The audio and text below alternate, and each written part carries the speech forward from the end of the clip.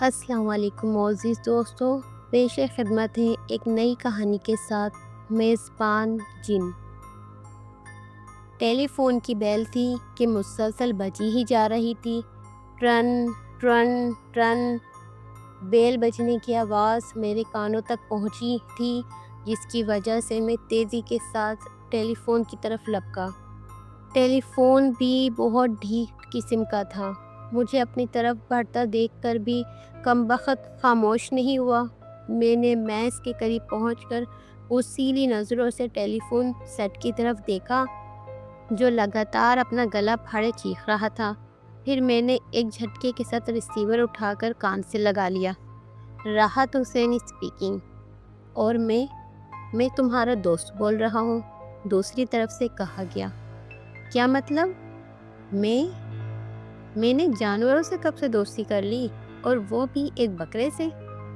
میں نے حیرت سے دیکھتے ہوئے کہا، میرے بن بنائے دوست بکرے؟ تم میرے دوست کیسے بن گئے ہو؟ میری تو کچھ سمجھ نہیں آ رہا کہ میری اور تمہاری دوستی کب اور کہاں اور کیوں اور کس وجہ سے ہوئی۔ میری یادداشت اتنی تیز نہیں کہ جس کی وجہ سے مجھے تمہاری یہ بات یاد آ جائے۔ میری زبان جب چلنے پر آئے تو کینچی کی مانی چلتی ہی رہتی ہے۔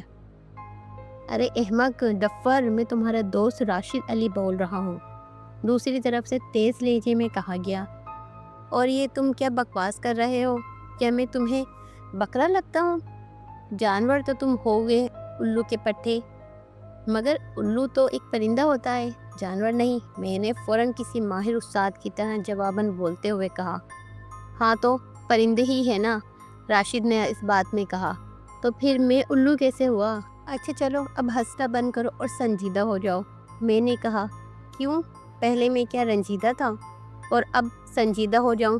اس نے ڈھیٹ پن کا مظاہرہ کرتے ہوئے کہا۔ ٹھیک ہے، اگر تم سنجیدہ نہیں ہو سکتے تو میں فریدہ، اوہ سوری، رنجیدہ ہو جاتا ہوں، میں نے کہا۔ اس سے میری صحت پر بھلا کیا اثر پڑے گا؟ اس نے جیسے کاندھے اچکاتے ہوئے کہا۔ تم چاہے رنجیدہ بنو، سنجیدہ بنو، درندہ بنو یا فہمیدہ بنو، بس یا اور کچھ نہیں۔ ابھی آگے مجھے اردو کی گرامر نہیں آتی، اس نے جیسے چونکتے ہوئے کہا۔ میں بولا، مگر تم تو کہتے تھے کہ تم نے میٹرک پاس کیا ہے، کیوں اس میں جھوٹ کیا ہے؟ اس نے پوچھا۔ میں نے پرائمری اسکول میں 10 سال لگا کر میٹرک کیا ہے۔ ہاں وہ اور بات ہے کہ مجھے اردو کی گرامر نہیں آتی۔ اب بس اپنی بکواس بند کرو ورنہ، میں نے مصنوعی غصے میں کہنا چاہا تو اس نے میری بات کاٹتے ہوئے کہا۔ ہاں ورنہ کیا؟ ورنہ تم اپنی بکواس بند کر لو۔ اگر تم یہی چاہتے ہو تو ٹھیک ہے، میں اپنے منہ پر ٹیپ لگا لیتا ہوں، میں نے جسے ہار مانتے ہوئے کہا۔ آہا مزہ آیا، اس نے خوش ہوتے ہوئے کہا۔ بس میرا کام ہوتا نہیں تم سے باتیں کروا لو جتنی مرضی۔ ارے راحت، راشد نے کہنا چاہا، مگر میں نے اس کی بات بیچ میں ہی کاٹ دی۔ میں ارے راحت نہیں ہوں، میرا نام راحت حسین ہے۔ ہاں اچھا بتاتا ہوں، راشد نے کہہ کر لگاتے ہوئے کہا۔ میں نے تمہیں جس وجہ سے فون کیا وہ میں بتانے لگا ہوں، تو بتاؤ جلدی۔ ہاں بتا رہا ہوں، سنو راحت، تمہارے لیے ایک خوشخبری ہے۔ خوشخبری؟ کون سی خوشخبری؟ میں نے چونکتے ہوئے پوچھا۔ تمہارے لیے کرائے پر ایک مکان مل گیا ہے۔ آخرکار راشد نے صحیح بات کی طرف آتے ہوئے کہا۔ بس تو اس کو ایک نظر دیکھ لو۔ ارے واہ، بہت خوب، میں نے مسرت بھرے لہجے میں بولتے ہوئے کہا۔ مکان کیسا ہے؟ کیا تم نے مکان کو دیکھا؟ مجھے واقعی ایک مکان کی ضرورت تھی رہنے کے لیے۔ میرا ذاتی مکان بھی تھا جہاں میں اپنی فیملی کے ساتھ رہائش پذیر تھا، مگر مجھے کرائے پر ایک اور مکان کی اس لیے بھی ضرورت تھی کہ میں ایک بیوپاری آدمی تھا اور میرے 2 ذاتی بڑے ٹرک بھی تھے۔ اسٹاک کا مال رکھوانے اور اٹھانے کے لیے میرا موجودہ گھر ناکافی تھا۔ مجھے مال رکھوانے کی غرض سے اسٹاک بلڈنگ کی الگ سے ضرورت تھی، اور یہ کام میں نے اپنے سب سے قریبی دوست راشد علی کے ذمہ لگایا تھا۔ چونکہ سیزن فل دور پر تھا، اس لیے مجھے جلدی سے جلدی ایک مکان کی ضرورت تھی، چاہے مجھے یہ مکان کرائے پہ ملے یا مستقل رہنا پڑے۔ اور اب مکان ملنے کی خبر سن کر راشد نے ایک طرف سے میری بہت بڑی پریشانی حل کر دی۔ میرے مشکل کام کو آسان کر دیا۔ مکان ٹھیک ٹھاک ہے، کھلا ہے اور کشیدہ ہے، مگر 5 مرلے کا ہے۔ دوسری طرف سے راشد نے کہا، کوئی بات نہیں، فی الحال گزارے کے لیے کافی ہے۔ میں نے کہا، ٹھیک ہے، تو پھر میں مکان کے بارے میں بات چیت کر لیتا ہوں، کرایہ مناسب ہی ہے۔ دوسری طرف سے راشد نے کہا، کتنا کرایہ ہے اس مکان کا؟ میں نے پوچھا۔ یہی کوئی 2-3 ہزار روپے کرایہ ہوگا۔ کیا اتنا کم کرایہ؟ میں نے حیرت بھرے لہجے میں کہا، کوئی گڑبڑ تو نہیں ہے نا؟ نہیں نہیں، ایسا کچھ نہیں ہے، راشد نے کہا، تمہیں تو خوش ہونا چاہیے، اتنا کم کرایہ ہے اس مکان کا، اور 5 مرلے پر مشتمل یہ مکان بھی کافی بہترین بنا ہوا ہے، مگر مجھے دال میں کچھ کالا لگ رہا ہے۔ میں نے بدستور حیرانگی سے کہا، تم اندھے ہو، تمہیں تو ہر چیز کالی نظر آتی ہے، فل بلیک دکھائی دے گی۔ راشد نے کہا۔ میں فوراً اس کی بات کاٹتے ہوئے بولا، شکر کرو تم میرے سامنے نہیں ہو، ورنہ کیا؟ دوسری طرف سے اس نے شدید آنکھیں نکالتے ہوئے کہا، ورنہ کیا؟ میں نے دھیمے لہجے میں کہا، ورنہ تم بھی مجھے کالے کلوٹے دکھائی دیتے۔ تو کیا ہوا؟ تمہیں صرف دکھائی ہی دیتا نا، میں ہوں تو نہیں۔ چلو یہ بھی ٹھیک ہے، میں نے کہا، مگر یہ بتاؤ کہ یہ مکان کہاں ہے؟ یہ حسین کالونی گلی نمبر 15 کے آخر میں واقع ہے، سب سے آخر پر، راشد نے کہا۔ میں اس مکان کو ایک نظر دیکھوں گا تمہارے ساتھ جا کر، میں نے کہا۔ ضرور ضرور، بھلا کیوں نہیں، میں نے اس لیے تو کال کی تھی تاکہ تمہیں اس گھر کے بارے میں بتا سکوں، تو پھر ملتے ہیں جلدی، راشد نے بولتے ہوئے کہا۔ تو پھر میں تمہارے پاس کب آؤں؟ میں نے راشد سے پوچھا۔ کل شام کو آ جانا میری طرف، ہم نماز عصر مسجد میں جماعت کے ساتھ اکٹھے ہی پڑھیں گے، راشد نے وقت مقرر کرتے ہوئے کہا۔ ٹھیک ہے پھر، انشاءاللہ ہم کل ملتے ہیں، میں نے کہا۔ ہاں انشاءاللہ ٹھیک ہے، خدا حافظ، راشد نے کہا، اور ساتھ ہی رابطہ منقطع ہو گیا۔ پھر میں نے بھی ریسیور رکھ دیا۔ کیسا لگا وہ مکان؟ بیٹھک میں بیٹھتے ہوئے راشد نے مجھ سے مخاطب ہوتے ہوئے کہا۔ ہاں ٹھیک ہے وہ مکان، اور کرایہ بھی واقعی میں بہت مناسب ہے، میں نے اس بات میں سر ہلاتے ہوئے کہا۔ تم مکان مالک سے بات کر لو، مجھے جلدی یہ مکان چاہیے، تمہیں معلوم تو ہے آج کل میرا کام فل زور پر ہے، تم اطمینان رکھو، 2-3 دنوں کے بعد یہ مکان تمہارے انڈر میں ہوگا، راشد نے کہا۔ تو میں نے بھی ہاں میں سر ہلا دیا۔ میں اس وقت راشد کے گھر میں موجود تھا۔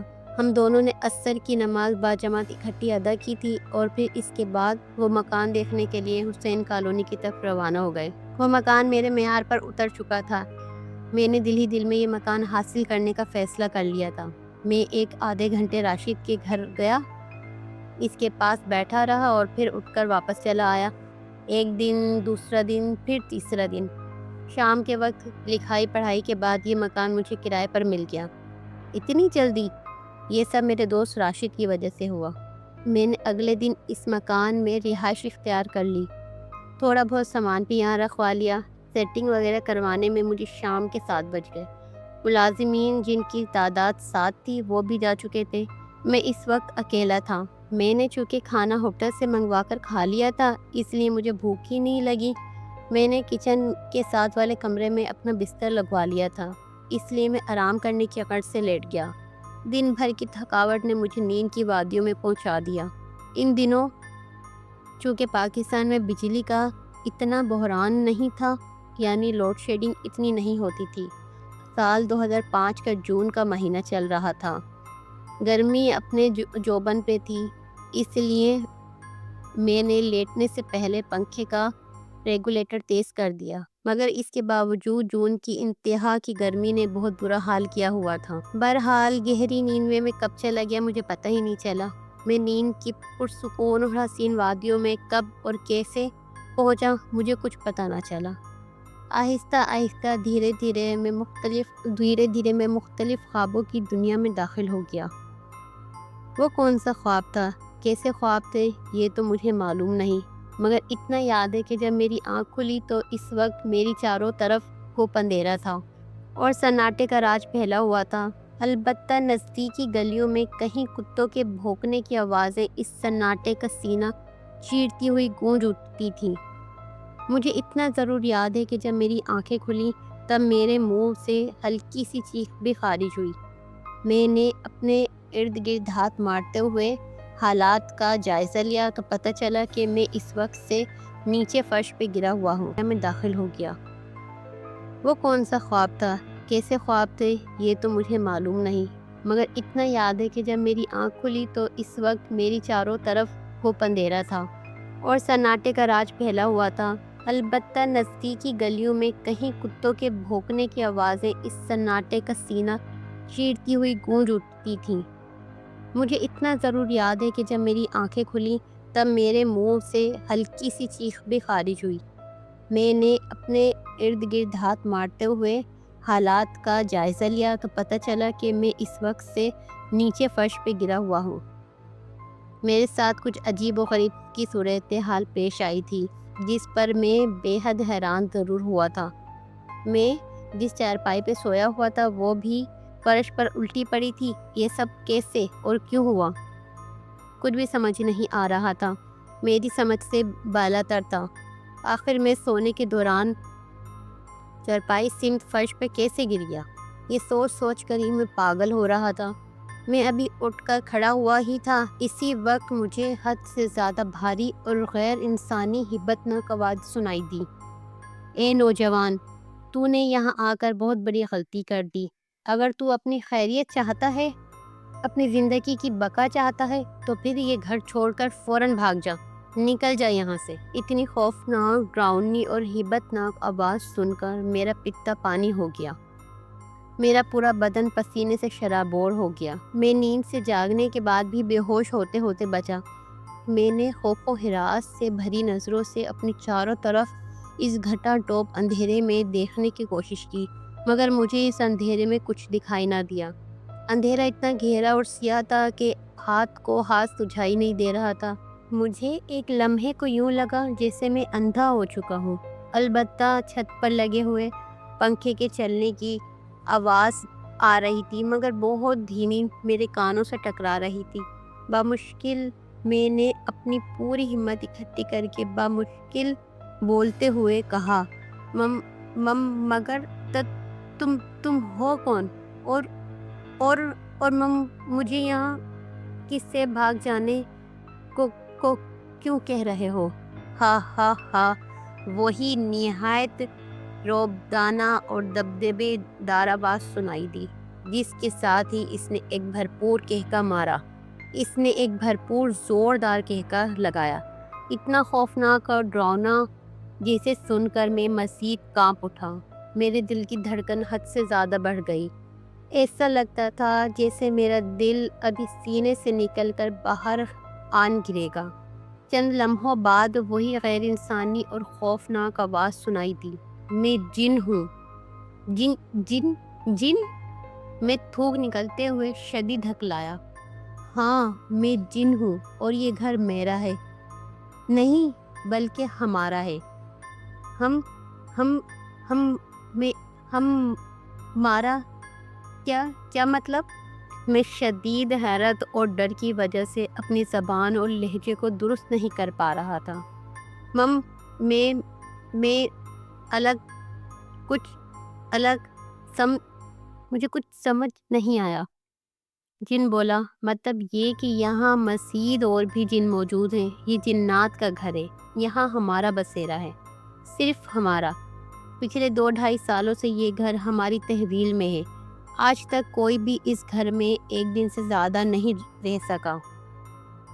ہم چونکہ نیک جن ہیں، اس لیے ہم نے آج تک کسی کی بلا وجہ جان نہیں لی، اس لیے ہم تمہیں بھی پیار سے کہہ رہے ہیں کہ اس گھر میں رہنا تمہارے لیے ٹھیک نہیں، اچھا نہیں ہے۔ چلے جاؤ یہاں سے، بھاگ جاؤ اور اپنی جان بچاؤ، اور اپنی جان بچ جانے پر خیر مناؤ۔ یہ سوچ کر کہ میں ایک جن سے ہم کلام ہوں، کانپ اٹھا، خوف زدہ ہو گیا۔ پہلے تو میں ڈرا، مگر یہ سوچ کر کہ مجھ سے مخاطب ہونے والا نیک جن ہے، مجھے کچھ سکون ملا، سانس میں سانس آئی۔ چند لمحوں کے بعد میں نے جن سے کہا، جن بھائی، کیا میں ایک بات پوچھ سکتا ہوں؟ جن بولا، پوچھو۔ آپ نے میری چارپائی کیوں گرائی؟ مجھے اس طرح بے رحمی سے نیچے کیوں پھینکا؟ آپ مجھے پیار سے بھی کہہ سکتے تھے، میں چپ چاپ اپنا بوریا بستر باندھ کر پتلی گلی سے نکل جاتا۔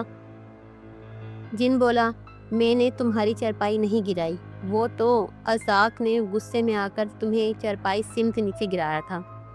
ازاق؟ یہ بھائی ازاق صاحب کون ہے؟ میں نے حیرت سے پوچھا۔ وہ بھی میرے ساتھ ایک جن ہے۔ جی جن؟ مگر ازاق صاحب نے ایسا کیوں کیا؟ میں نے بھلا اس کا کیا بگاڑا تھا؟ ہائے، ابھی تک میرے انگ انگ دکھ رہا ہے۔ اصل میں آج زکاش کے بیٹے زکاش کی سالگرہ ہے۔ ہم لوگ خوب لطف اندوز ہو رہے تھے۔